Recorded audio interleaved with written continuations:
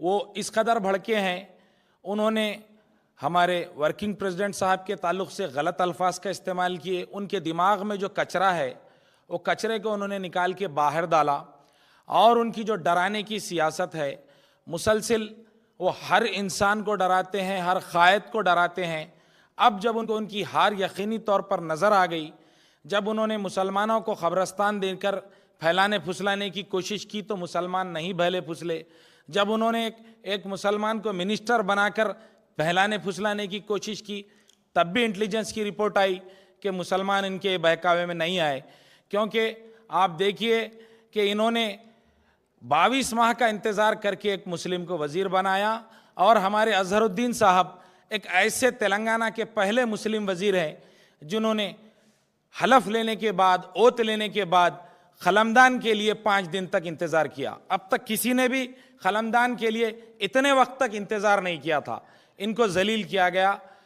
इस पर मुसलमानों की नाराज़गी को देखते हुए इन्होंने हद पार कर दी, और हद पार करके इन्होंने ये कहा कि मुसलमान कब है? जब कांग्रेस है तो मुसलमान है, कांग्रेस है तो आपकी इज्जत है, मुसलमानों की इज्जत है, ये बात कर रहे हैं। अब उन्होंने मुसलमानों को डराने पे आ गए। सब जानते हैं ये आरएसएस के स्कूल से पढ़े लिखे हैं।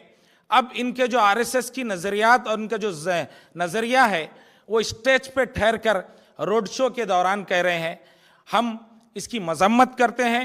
ये जिस तरीक़े से मुसलमानों को जो है डराने की कोशिश कर रहे हैं, वो बीजेपी को साथ में मिलाकर कभी कहते हैं किशन रेड्डी साहब से कुछ बोलने लगा कि मैं तुम्हारी बाप की जागीर दिया क्या, मतलब वो ऐसा किशन रेड्डी को कुछ बोल दिए तो मुसलमान खुश होकर वोट दे देते समझे इन्हों। मगर इनको इंटेलिजेंस की रिपोर्ट मिली। हम सख्त अल्फाज में मजम्मत करते हैं। मैं अब्दुल मुखीद चंदा और हम तमाम माइनॉरिटी कायदीन, साथ साथ मुस्लिम कायदीन, सब इसकी मजम्मत करते हैं। और जो मुस्लिम कायदीन उनकी तायीद कर रहे हैं, मुस्लिम जमातें, उनको अपने गिरेबान में मुंडी डालने की ज़रूरत है। देखने की ज़रूरत है कि इन्हों मुसलमानों के लिए कुछ नहीं कर सकते। और हद ये हो गया कि अजहरुद्दीन साहब भी एक प्रचार में आके ये कहते हैं कि अगर आप बीआरएस को वोट देंगे तो मैं नहीं आऊँगा, मैं काम नहीं करूँगा।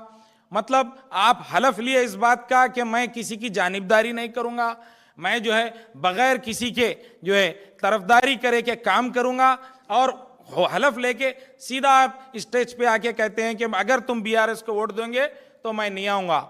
मतलब तुम्हारी कौल और फाल का कोई भरोसा नहीं है।